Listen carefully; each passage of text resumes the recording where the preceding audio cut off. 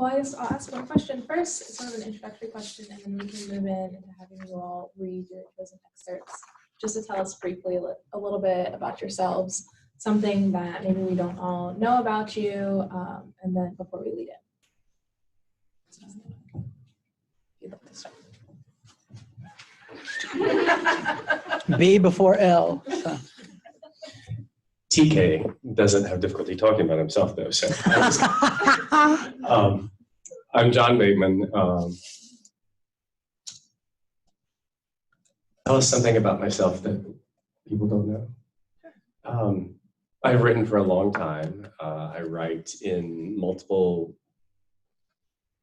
genre, medium, if you believe in those distinctions. I also dabble in visual art as well, so some photography, although I used to use them as prompts. I would take photographs and then flip them and write stories on the back. Dwayne Michaels is a photographer. He's still alive, a photographer who was writing on the bottom of his photographs, and he had a show in the 60s, and some critic famously walked out and said, "This is not photography." Well, now he's in MoMA, so if you get criticized that heavily, just remember there's still MoMA. So and Eudora Welty, who was a phenomenal photographer until she lost her camera and decided to quit. And I'm very, if I were her teacher, I would say, "What the hell are you doing?" Because she really has some phenomenal photography that she always called them as character sketches, but they really were amazing. And so I find, yeah, I write and I take pictures and do other stuff. Thank you, John. Something that you may not know about me, goodness, I pretty much put it all out there. So I feel like, well, you wouldn't know this, that's that exciting, but I've never seen the film Titanic. Even though it stayed in the theater where I grew up for over a year, I still never went to see it because I sort of felt like I knew how that ended. He dies. Yeah, they all die. And they find the gold and everything else. I teach here. I think this is my 5th year to teach at the W, and I couldn't be happier. And I also am a playwright. I have this one book of poetry out. I've been asked to put another one together by Second Press, which is what I will be focusing on for NaNoWriMo, or NaNoPoMo, or whatever for poetry. But as a playwright, I also have a play going. I have one up in South Africa right now, and I have another one going up in Birmingham next month as part of the Written in the South series through this theater in Birmingham, and I will be going over there and back quite a bit because I thought they were just going to do the show, but it actually involves speaking at schools and universities, and I should have read the fine print. But I am very happy to be doing it. I'm excited to be going. So a thing that you don't know about me is that we have set up a painting studio in the basement of my house, and I'm now a painter. Speaking of exaggerated claims for myself. I'm also a poet, which I'm not reading any of that tonight. So, but I have a plan to write for NaNoWriMo, and it is possible that, so we're gonna do a daily writer's retreat from 4 to 5 every day in the tiered classroom, and it is possible that I will be there some of those hours writing poetry.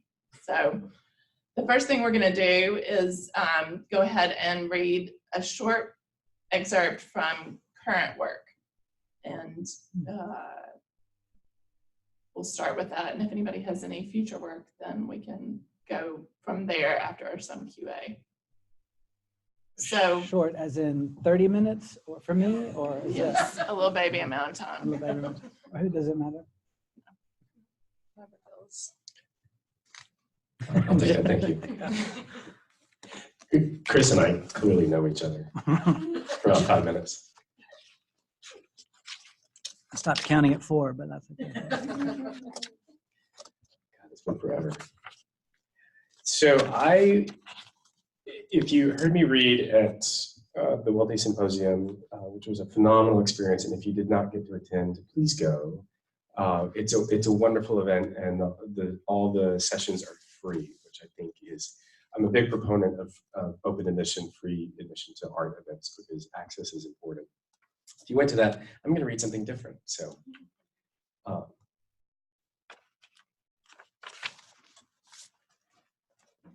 Buster Sparkle decided that life as a ghost was unspectacularly dull, especially with partial amnesia. Buster knew, though, that he now missed people. Fishing had become a cruel taunt. When Buster first conjured a pole and can of worms, he thought that surely he'd made it to heaven, although he'd never really quite believed in it when he was alive. Except he realized those apparitions offered nothing for live fish. Buster still hadn't even figured out how to go bump in the night. Invisible and isolated. If God existed, this must have been designed as punishment for transgressions in a life that Buster remembered only in pieces. Bored, Buster now wandered the quiet streets of Clover, Mississippi, searching for nothing, hoping for something, oblivious to everything. Except a few stray cats, which hissed and ran before he even had time to muster up a good scram. So, without even hope of actually meeting the pale, fleshy woman who rocked on the porch of number 3 Raspberry Lane, Buster approached the rotting gate. A dewy, cracked walk led to the wooden plank steps of the home. The thick air felt no different to Buster than if he had drawn an actual breath. Yet, as a ghost, Buster's existence was as complete as blurred fragments of a dream. He remembered a few things, but could not recall when he had last spoken to a living person who spoke back. Still, he decided to watch this woman sip coffee on the Spartan porch, barely sheltered from the steamy morning. It far exceeded another failed attempt to go fishing, and now that he couldn't talk to anyone, people actually interested him. A simple construction of boards and paint, number 3 Raspberry Lane was well kept and orderly like a storefront without merchandise. It wore chips and dents like fine wrinkles, most certainly having seen a decade or two more than the white woman who rocked on its porch. Buster waited and stared across a sparse, well-groomed square of grass that faded into a wilting stand of flowers. The ground looked dry despite the dew, though spring was not yet a memory, and August droughts were 3 months away. Even the weather in Mississippi could be oppressive. He paused at a mailbox, open and waiting for a delivery. It rose from a dead spray of grass. The smashed body of a dirt-encrusted whiskey bottle jutted from the muddy clay in the drainage ditch, a fence post of regret. On the side of the mailbox in reflected letters, Buster read, J. Cotton. Below, in handwritten cursive ink, aka Peaches. The woman had stopped rocking. A pink bathrobe covered her broad shoulders as she looked up from her reading. Buster turned to walk. Well, are you just going to stare, or are you going to say hello? She asked. Buster continued walking. I'm talking to you, she said behind him.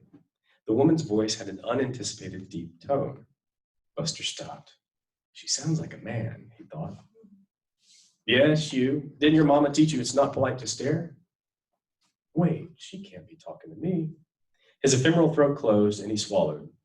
Buster had not been acknowledged by anyone for a frustratingly ambiguous amount of time. Still, the accusatorial greeting from a white person echoed as familiar as guilt for skipping church. He turned and faced the house again. The woman had already stepped down from the glossy boards of the porch to the cracked walk and now headed in his direction. Her skin shone brightly in the sun. I get all kind of crazy boys on the down low staring at me. Ain't none of you learned how to properly say hi? Holy shit, he thought. Clearly, this woman could see him. Buster stammered. You what, can't use manners? I'm sorry, I just, stunned to be in a conversation with a living person, he started then stopped. Why the hell am I apologizing? He wondered. You just what? I had a bad show last night, and now some fella is staring me down while I'm trying to say my morning prayers and have my coffee, she said. This woman was not happy. I didn't know you could see me, Buster blurted in defense. He could have simply walked away, but this conversation terrified and excited him. She raised an eyebrow. Do what? Look, I didn't mean no disrespect, but I didn't know you could. Are you high? She wrinkled her forehead. No, ma'am, he stopped. Might as well, he thought. Here, touch me. Oh, hell no. She put her finger up, not so subtly hiding a Louisville slugger behind her with the other hand. Buster flinched. I am done with closet cases asking me to touch you and then getting all out of shape when you think a buddy might have seen you. Her grip on the wooden bat tightened. Damn it, put that away, he thought before asking, what are you talking about? Yes, she drew up. I know your type. She moved the side to side and planted one end of the bat onto the ground. all macho and rough until you get a glimpse of Peach's Jubilee, then you not so straight. Her voice pitched, her hand rested on her hip and traced one side of her mouth. Top my ass, she muttered. Wait, what? What are you talking about? I'm a ghost woman. I'm dead. I'll stop right there. Thank you. I'll just read 3 poems then from my collection to Square Circle. This one is entitled Pathology. Some men are born to cry uncle with their father hands, their mother mouths. Mine has also worn the same thing for years. A flour sack apron, a belt of mirrors tied around his waist with sweet potato vine, which he tied to my waist as well. He fingers the vine daily, a rosary he made himself, a green badge of loneliness. I learned early on that it takes a tornado to get him, to stand still long enough to hear me, to see me. I have even uprooted the trees myself, a lie in the wind that grow back in his ears. It takes the likes of Job to wait for tornadoes. It's hard work uprooting trees. More than once, I've planted whispers in the holes they left, hoping they didn't grow away. They blossomed as shade. I chose my words like any borrowed child would. They were hoarse and dry so they might blend into the sound of cattle grazing, catfish frying, into something familiar. He would not let me be alone. Like him, we lived in the kitchen, among skillets as wide as ours, among jars of bacon grease, slowly milking themselves into gospel halves. It is his kitchen. It is his house. Here, he's hung mountains on the walls. What little sun snakes through each morning is wound with sweet potato vine into another knot. The sun sliver then sets behind the steeple across the road of the church he built. The preacher who calls him by his name comes by for scraps, his hands for plates. His plain, simple house, it is not mine. But yes, it has stood against tornadoes. Yes, he has fed me the pain of the land, the brick, the hull of the crop, leftovers. So often the spoon rarely left my mouth. Yes, I choked. Yes, I left him. I left him while he slept in what looked like ruin, but I walked away, a timid man, not yet realizing that legs could run. I got as far as the gate when it happened. He woke. It was the draft from the open screen door caught its leg in the mesh. It cried out. His gardened face dug up from a deep sleep. He leaned against one of his mountains, staring, while he grabbed the vine and gave it a pull. I went back up the knotted gravel drive, my face clearly visible in his apron. The second poem I would like to read to you is from a very long poem entitled Piecemeal, and this is the second section of that, entitled Snakes, Snells, and the Like. There was that other time, one of Miss or Mrs. Wilma's guineas promised you won't forget how they would sit up in that magnolia the livelong day. A plump orchestra of livelong racket got hit by a car. The sound, a fist to the mud. The feathers flew further than the bird ever had or did. We were 2 kids who had missed the school bus, who had a typical Monday morning. She was a girl from the high school, the one who needed the bra, and one of us knew better than to say the word bra, and one of us knew better because of the bra. With the thick straps, didn't she show you those straps on the hayride we went on that we were too young for? In her mother's Monte Carlo, part Choctaw, she did not stop. The T-tops gone with Boy George coming out loud as a single feather in perched on the forehead of the driver's side visor. It was your first Indian summer that October. It was your first, what did we decide to call it? A big bone moment. A couple of dumb boys. It's fine. It was your big bone moment. You turned to me, said that girl was magic stacked in denim, a perfume spell under all that hay. You too were wunderkind, a real live abracadabra, the wayward and the wandless. You figured it out, the secret.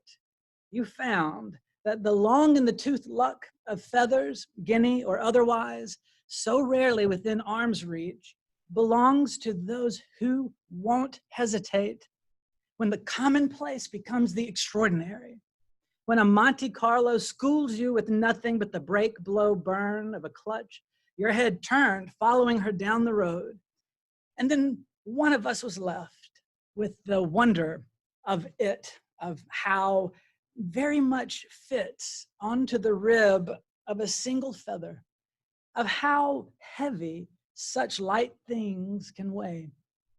I like to say now I hate the feather took wing to the very car that only set it free by killing everything else around it. And I will leave you with the poem that actually starts the collection, entitled Frogism. We were fat, never full, and 11, and cartoons and jelly and biscuits and sugar and molasses and butter and sweet tea and Coke and Saturdays and rain. And the frogs would pop up, sit on top of the rocks, and we would, in a sugar high, drag the shovels from the mower shed up on the frogs and beat them flat and thin until the metal had gone through the frogs and was only hitting rock. And it'd be that certain racket that drove Mama mad. But she'd say, oh, boys are being boys. And that Christmas is when Daddy bought us guns. Thank you.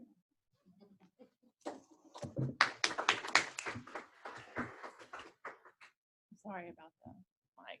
I'm too dramatic, I guess. No, I think we will forego the mic. Can everybody hear in the back? Or I'll just project. You can also scoot forward. That would be another thing that you could do. Back row people, you deserve it. This was never meant to be read out loud to anyone, and nobody cares about this work, but I'm still gonna read it to you. Let me give you a little bit of an overview. So this book started out because 3 library deans that were brand new got together and decided we didn't know very much about our jobs, and there were a whole lot of things we wish we knew more about. And so we each went and interviewed another more senior person in our field to see if we could learn anything more. And so it's a back and forth dialogue between one of my colleagues, myself, and another colleague and a more senior library dean. So you can imagine how riveting this is about to be. Have it. I like to, lowball it. So if this gets interesting at any point, you're going to be shocked. So one of the chapters that I proposed that was really important to me, it's called Maintaining Personal Values. And this, again, imagine this as something for new library leaders or people that are struggling in this area or need a buddy. Really, the idea of it is that it's a book that is sort of a mentoring book, if that makes sense. So get ready. One challenge in becoming part of a university administration may be adapting to what it means to be a leader on campus. Suddenly your behavior reflects on the university at large, and rather than making your own choices about how you're perceived in the world, you are now making choices about how the university is perceived. This may create some conflict between the personal values that form your identity and those connected to the university's identity. Navigating these waters can be tricky, and you may feel like you are disappearing. How do you maintain your own values within this context? What happens to your academic freedoms or even your personal freedoms once you become a dean, director, or university librarian? Those are equivalent in my field. For me as a new administrator, it has been a bit of a shock moving from the culture of being a tenured faculty member to that of a campus leader. In addition, there is a need to connect with alumni and potential supporters of the library. I've been a part of a small Southern historically women's public university with a vibrant alumni base. Initially was very self-conscious about how I presented myself both online and in person, even though I have always presented myself as helpful and politically neutral in a conscious attempt to make everyone feel comfortable in the library. As I became more and more aware of my duty to the university and my new role, I became more and more invested in its success. Initially, I think I went overboard in my attempt to assimilate into the university culture. Now that, Bridget, you're so good at laughing. She will laugh at anything. Just remember. Are you remembering? Oh, God. Wait, if she Better laughs and at better. anything. Right. Oh, she laughed at you. Now that I have been in place for a couple of years, I've begun to see what I bring to the table and get a sense of what is expected from me. It is a balance I still struggle with, and I'm not sure I've fully gotten my head around it. And then it skips ahead. Part of what I'm exploring is how I can bring my values into service of the university rather than attempting to shape my workplace into my own image. In doing this, I realized that self-examination and self-discovery must be part of it. We all carry our own lenses, prejudices, and histories with us that deeply influence the values we hold. I agree that knowing, and I'm again in dialogue with this other person, I agree that knowing what they are is invaluable, invigorating, and sometimes even deeply private. Understanding that your values might change as you learn more about the world, your profession, your patrons, and yourself is essential. What are your personal values? What are your professional values? How do they intersect? These are questions to continually ask yourself. Returning to Mississippi after spending years away, I found myself acutely aware of my status and privilege as a white woman raised by Mississippi feminists and educated at Wellesley. I'd worked in mystery publishing in New York for a hedge fund in Cambridge, Massachusetts, and at MIT libraries before I graduated library school at Simmons and came back home.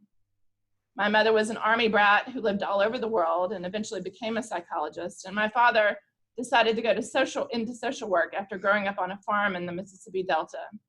That is quite a set of lenses. I have the financial, social, and cultural safety net you spoke about, Faye. Uncovering what all of those mean has been a challenge, and it has changed over time. I am more and more aware of the responsibility that goes along with power and privilege every day. Deciding which pieces of myself to bring to bear in my profession has been a life-changing process. So, do you want to clap? What a wonderful poem. Love it. Very meta. Was it meta? Right, very meta. So next, Vic is going to simulate questions, but we can open it up to questions first. If there are any to begin with, but she's going to jump right in there if nobody has any. Yeah, I'll give a long pause and then jump in with what I've prepared. So now's the time, y'all. Okay, then I'll start off. Let me sort of lead in just like with the beginning of the writing process. And so what does that look like? I want to start with you, Chris, actually. What does my writing process look like? Yes, please. A mess, a large, big, huge mess, and it's in absolutely any place that has a table or a surface and a pen or pencil or anything. I am never not writing in my head.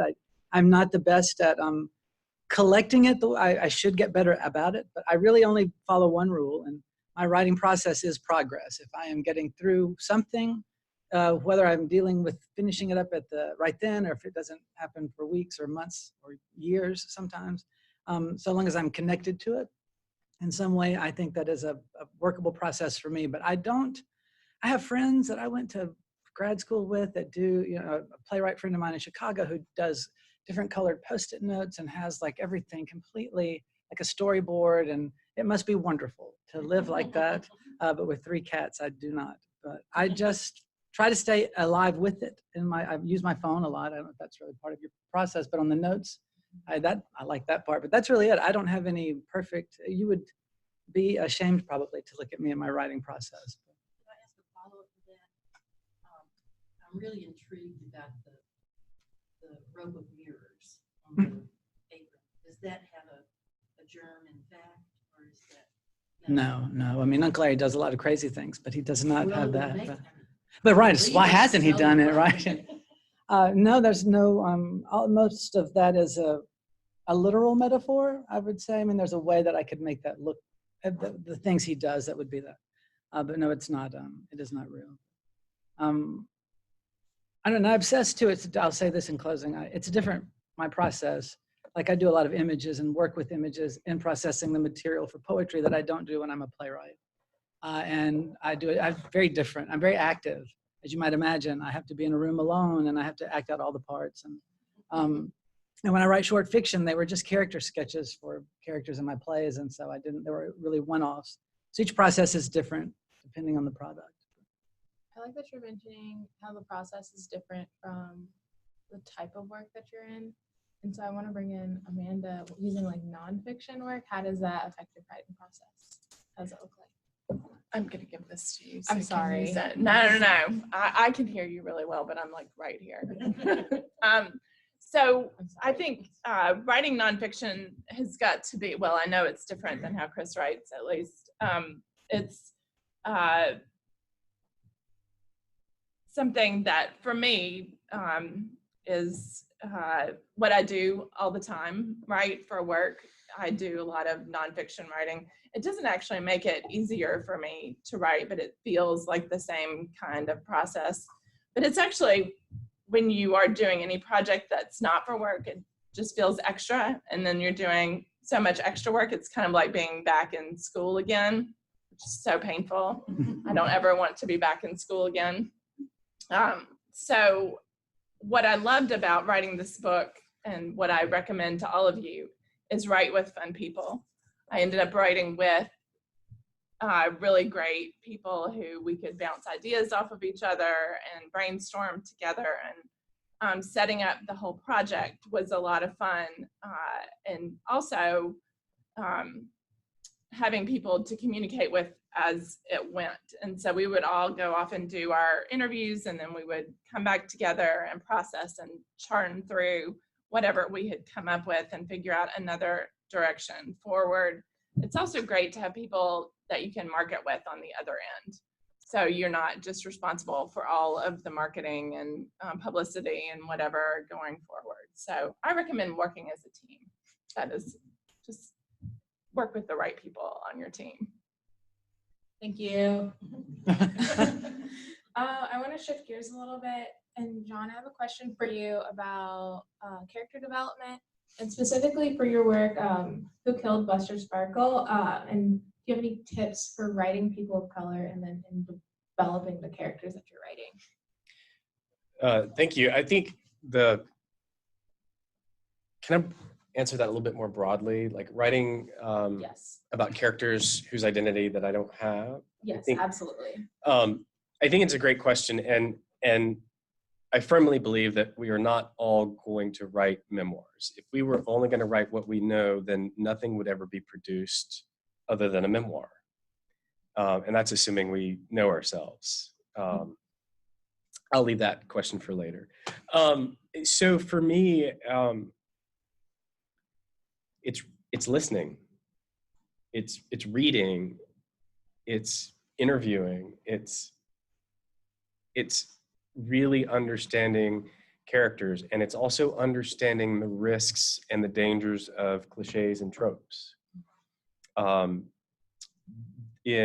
example, in film, there are 4 ways that African Americans are most often portrayed, and these are not healthy stereotypes, but it's the best friend, it's the wise magician, it's the happy slave, and it's the, I just went blank. It'll come to me in a minute. But anyway, and so it's the idea of recognizing, what do I really know about somebody's identity that I don't have? What do I know as a guy, what it's like to be a pregnant woman? And that's where I do think, despite what we learn in graduate school and about Bart and the author is dead and all that, I think it is important to know the author's identity. I think it is important to read works of different writers and writers who are different from me. And I think it's important to read not just fiction, but memoir and nonfiction. And if it's a librarian's book, that's fantastic. You know, like I think it's important to read as a way to learn about people and to listen. Excellent. Thank you. And that actually leads perfectly into, I will just try and speak louder. Into another question that we had was, how does reading help or affect your writing? And I think I'm going to open up this to everybody. I'm just going to jump in. Good readers don't always make good writers, but good writers are good readers. And for me, it's a lot like eating the right foods for training for a marathon. Like when you go to the gym, so writing is like, or you go to the gym to train to then like run a marathon.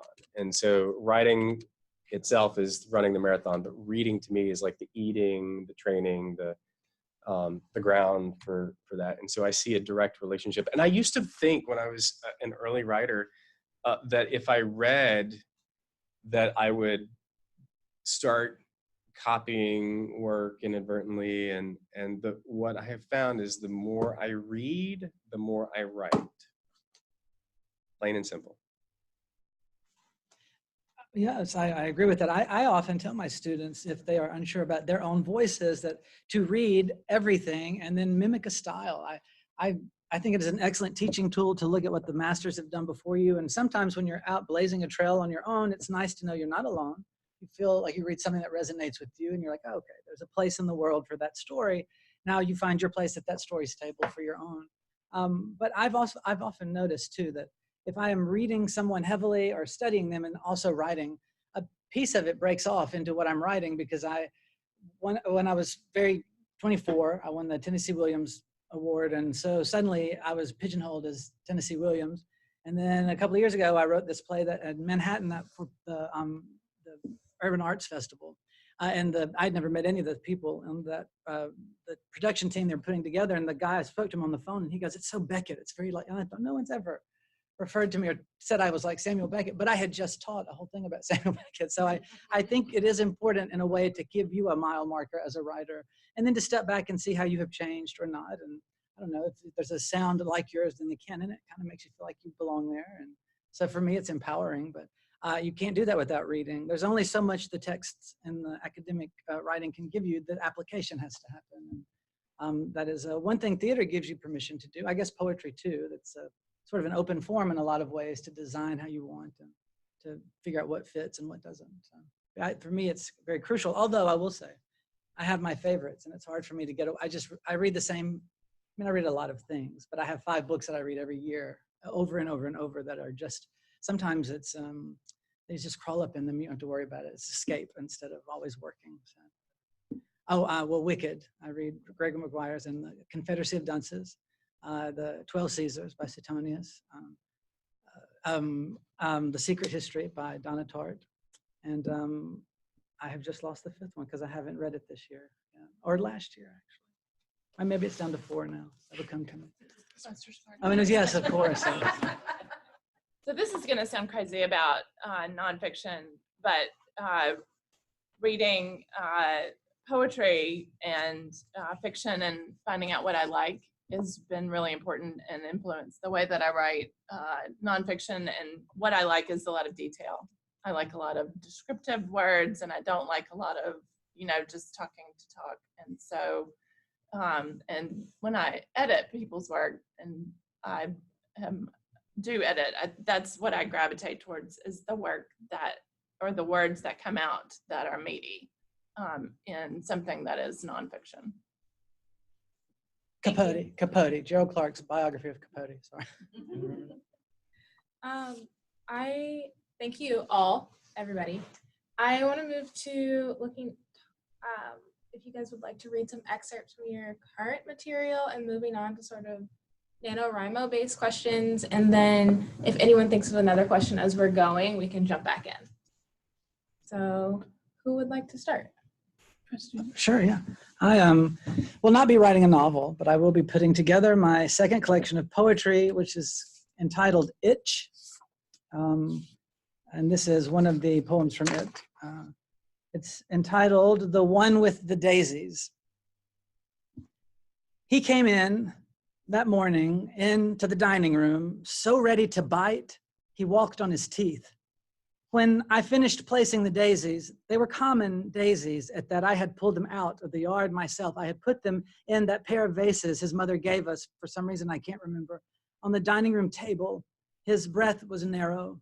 Then he made it narrower by the way he stood over me with his eyes. He was always able to do that with his eyes. His hands, they were stretched so open, each finger a bullet. Point is, he thought it dull, wet of me, behind the ears, a stupid thing to go about making a display of the common daisy. It's the little things you forget, to be looking for the little things you forget. And so you step on them again and again. Before you know it, that slip of sisal you've rubbed loose from the doormat becomes a rope. And this isn't the most flattering picture of myself. I realize I kept thinking how fortunate it was over the last couple of years I'd gained weight. It gave my face more give under his hands. It made my neck take longer to find under his hands. I was pressed beneath his thighs into the tuft of the rug my grandmother kidded was her baby blanket, a rug that, for all its handmade love, its folklore, could not keep me high enough above the hardwood floor, or could not hold the hardwood floor back to back. I kept thinking, the joke is on him, making a bigger mess than he would have had he been able to see how dirty my knees were from pulling at the daisies, each unwilling to come up. I wanted to have on the table now, 2 of the 6 had broken, the petals separated from the stems, made for the door, but not in as quite a hurry as last time. I thought that the petals had almost gone to the foyer, then amazed me. They seemed too light to travel that far a second time. That isn't fair. Those weren't daisies. Those had been impatiens. They don't do well in vases.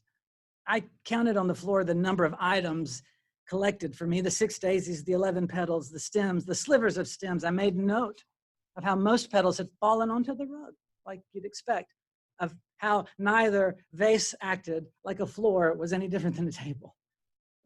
He began crying questions. All I could comment on were the daisies. He began shouting questions. All I could comment on were the vases. He began to ask questions. And then I told him he was running late. And then I asked him if he appreciated how fat I had gotten. Good fat, too. The kind free from any lumps. A flush flesh, even and just as smooth as a baby's bottom. Thank you. So as you can tell, it's a real happy collection of poetry. But there's a reason.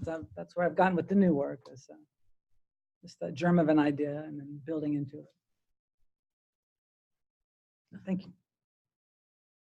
And then, what have you been most surprised by while working either on your current projects or new projects going into them? Well, I am surprised that I can get tired of my own voice, because I never thought I would get tired of hearing me talk about me. Say that one more time. Let me catch that. But it's, it's different than acting when you memorize lines and you do have an extended run. I did Vanya and Sonia and Masha and Spike for over a year. But when it's your own work and you're invested in it, and suddenly it's very vulnerable, and this sort of bubble comes around you when you're reading the same things over and over at different times, rather than an extended run. And that distance is something very new to me, of something I've sat with, that I've created, that then you give to the world, and then the world comes back for it, and you keep giving it, and you're like, who is this person? Or it's like I don't know. I'm still trying to figure out what that feeling is like, but it's surprising to me. Not that I think it's less or valuable or something. It's just I thought I was done, and this is its own thing, and it should go in the world, and I'm doing other things, but I have to keep coming back to it, but I can't change it, but it's new to each person. And yet I'm like, why is this chasing after me when I'm trying to do these other things? And it's, I don't know, it's a real moment in time that's concretized constantly, and then, but can't be rebuilt. And I don't know, it's as frustrating as it is fascinating for me. As a playwright, I let it go. I never think twice about it, but this is like, always wanting supper. It's like a cat, like feed me again, like, okay, gracious. So that's new for me to find out who I am on the side of things, artistically. I think what's been a surprise, how small royalty checks are. Yeah, doesn't change your life. One of the things that came up is, I didn't realize it at the time, but for the longest time, I wrote, and this was actually the 4th book I've written. I did do NaNoWriMo. I used to call it NaNoWriMo. I did that once years ago, and it came out with a novella out of that. A novella? Yeah, a novella. A novella. But I wrote a short script 4 years ago now. Just totally, a friend of mine was producing this series of short films. He said, hey, do you want to submit one? I've got some directors. So I did, and it got picked by one of the directors, and then I trashed it the night before. They were not the night before production, but the night before we were going to lock all the scripts, and completely rewrote it. And that short film, which we thought, oh, we'll just get it made, ended up going to film festivals. It won like 4 different awards, and like a friend of mine said to me, John, go this way. And screenwriting had never been something that was on the forefront of my mind. And so for me, a surprise has been, I had locked myself into this idea of what I was going to be like as a writer and what that future was going to look like. And the reality is, I didn't have a clue. I still don't. I just know I want to put words on a page and tell a great story. And so for me, the writing process is a lot of constant self-discovery and letting go of my expectations and seeing where the stories take me. And it's when I let go of that, that's when the fun began. And I can't not write. It's just I feel physically, I feel lethargic, I get depressed. It's sort of like, so the writing's in me. It's just, I don't know what it's going to look like. And I'm totally okay with that now. But when I was young, and I am so grateful my first novel did not get published. Chris is the only person who I've shared any of that. No, that was not the first novel. Well, I'm still grateful. I'm still grateful. Maybe it will reinvent itself in some sort of self-satire piece. I don't know, but yeah, that's what I've learned. Thank you. And then since you actually mentioned, No, Did you? I'm not. I could talk about something, but I'm fine. I will just go ahead and say that this also was true for me when I published academic papers, was how vulnerable you feel upon publication. It's just like walking naked through the street, that somehow people are going to read this thing that you wrote, and it's terrifying that they will know about you and what choices that you made and the words that you've said. And I think that is something that holds people back sometimes, is that vulnerable place that you have to get through and past and into Twitter. And suddenly Twitter is talking about your stuff and how horrible that is, or great alternately. And I just got my first royalty check last night. Oh, yeah. Dinner's on you. Yeah. No. She can't even pay dinner for herself. I mean, I want to say one thing to that too, that vulnerability, it's so true too. And there's also this, I had a student ask me one time in the creative writing class, they were like, well, I don't think I'm a poet, but I mean, I've written this poem, and I thought, well, you've written a poem, thus you have done what a poet does. It's this idea of imposter syndrome. Like, the book is out there now, everyone will know that I'm really a playwright. Oh, no, I'm not a poet. But it's what I love about our program here is the focus is creative writing. And it's all of it. And they all speak to each other. And you do have to get past that vulnerability, but it is hard, especially when you are personal or use some of your own life as your material. But anyway, sorry, that just made me think of that when you said that. I feel like I'm still naked in the middle of the world's largest stadium packed full of people. And it's that's what we call the W. That's our tagline. So yes. And don't pay attention to Goodreads, don't pay attention to Amazon reviews. And that one friend in high school who intimidated me, I could tell did not like my book. I could tell. She didn't want to say it, but I could tell. And That is the only 3-star review I have on any of the platforms. I have a blurb from a writer that I really respect, who's well known, and yet the person from high school that nobody knows, like that's the one that like it's still in there. But you know, you just gotta. That's not why I'm writing. You know, it's so naked. Yeah, that's sorry. There was a point to that, but yeah. John, I wanted to ask you, since you mentioned earlier that you had participated in NaNoWriMo before, can you talk a little bit about that experience and if you have any tips for some first-timers?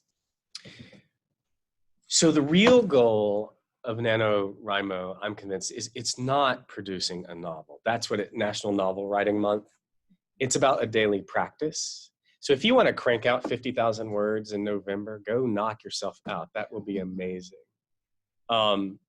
I did not, but I did write a novella.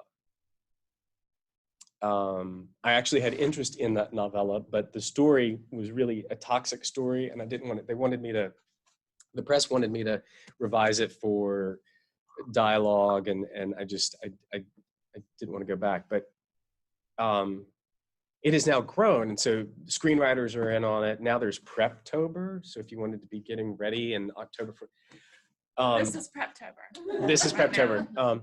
But really and truly, it's about a daily practice. That's what it is. And for me, it's the law of inertia. What's in motion has a tendency to stay in motion. If I am writing, I have a tendency to keep writing. If I stop writing, I have a tendency to not write.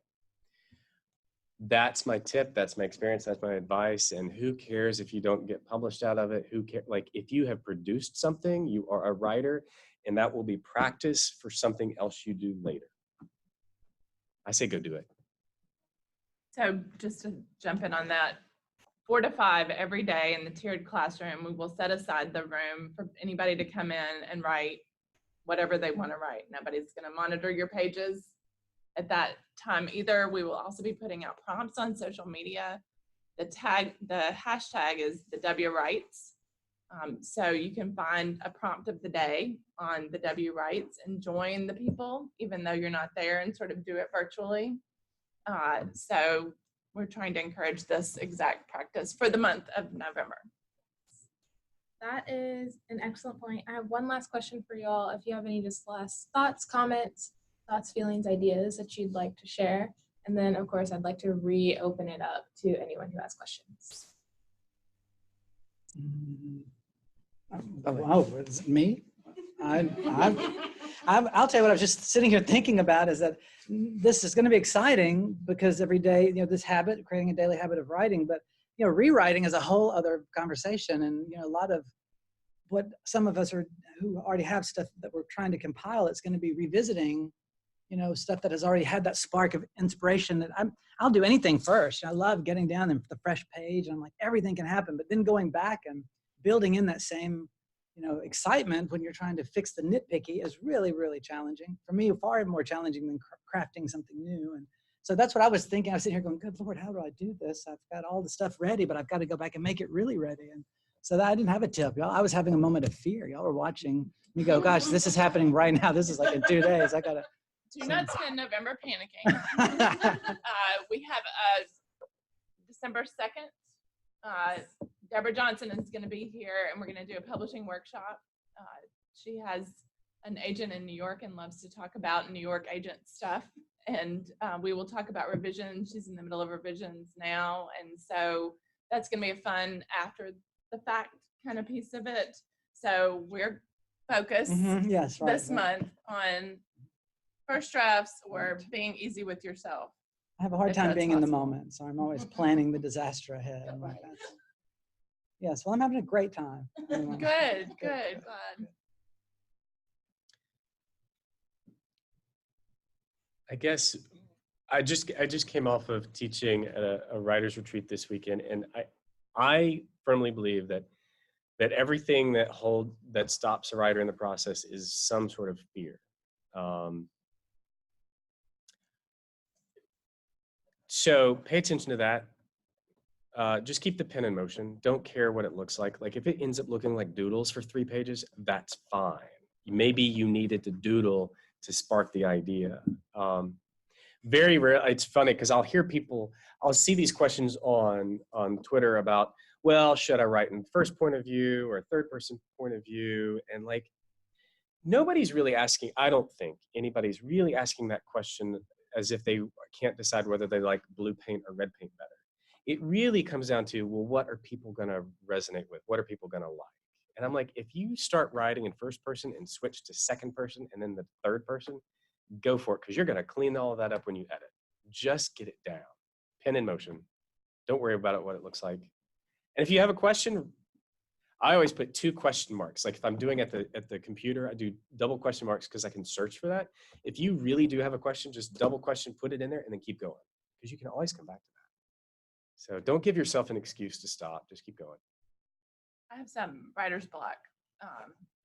One of the things that somebody told me about writer's block was that to get your body in motion, to get past it. So I've got some things that I throw. One is eggs, and throw them at a tree. This is very satisfying. We now have throwing eggs at the house and not eating eggs. No, they're not eating separate. it. You don't buy expensive throwing eggs. Hacky sack at a wall. I have a hatchet that you can throw. Well, it's an axe, I guess. Is it an axe or a hatchet? Sure. Right. That's one of them. And you can throw that at trees. I'm not good at hitting things. The eggs are easy, but Wait, you're not good at hitting the tree when you throw the axe? I'm not coming over. No, but you just aim at some big thing. You know that they have places now that you can keep throwing. I've learned about this after the fact. It's a very hipster thing to do, apparently, this hatchet throwing business. And then Yes, it is. I did the writer's way. Is that the writer's way? Does anybody The do artist this? way? Artist way. Thank you. The artist way. Julie Cameron. Yes. So this is getting up first thing in the morning and then just dumping 3 pages of your brain onto paper and just like free write. And you don't have to do anything perfect. Don't do anything good. Don't care about it. And then you throw eggs at it. And then throw eggs at it. And then I started keeping a creative journal that was sketches. And so I would just doodle like with oil pastels in the morning also. So those are writer's blockish kind of things that you wouldn't think I would get writer's block, but I have gotten them. And I was not put on commission to do this. I will just tell you that Dr. Dunkelberg's textbook and Suzanne Zader's textbook and Spaces of Creation are excellent resources for that, with the activities they have to get the brain going. And Suzanne Zader, because she's dealing with the stage, has physical exercises like how to get up, even if you're in your desk, and sometimes it's silly, like you dance with your, just on the ankle and the feet or what, but it's surprising how much it opens the brain when you do that. I can't personally physically leave the space that I'm in, so I just take advantage of all the other art forms. Like I don't believe in writer's block, but that's a lecture for another time. Apply for the MFA and I will give you that lecture.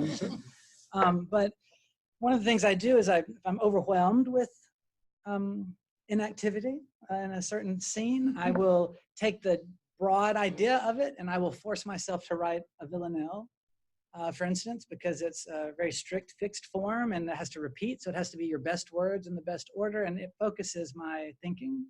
And then it really specifies it that I can take back and put into that scene and move through. That's what I mean also by progress. I may not keep that scene, right? But it's about getting through.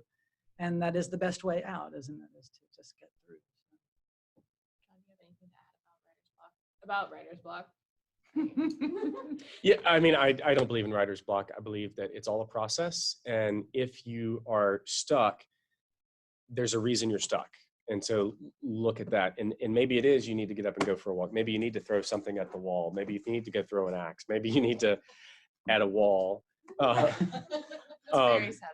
Maybe you need to outline. Maybe you need to actually free write about what you're stuck about. And if you really can't decide, am I writing nonfiction or fiction or poetry or a play, let it all come out. Lives of the Monster Dogs it's called a novel, but it's a book that came out probably 20 years ago, but it's got like an operetta in it. It's got fiction. It's been written in like mock diary style. So it cross genre. I mean, just get it on paper and then see what happens. But yeah, I don't believe in writer's block. I believe there's all a process. I think when people are stuck, usually there's a fear there, and it's all it's all practice. It's going to lead to something. So, and there is a home for everything. If you write and edit your work, I believe there's a home for everything. And darts. I forgot about the darts. We also have Also darts. darts. I am not coming over. Well, thank you all so much. I do want to tell everyone that's here, we do have the works in the back if you guys would like to get a copy, get something signed. Now's the time. Thank you all for coming.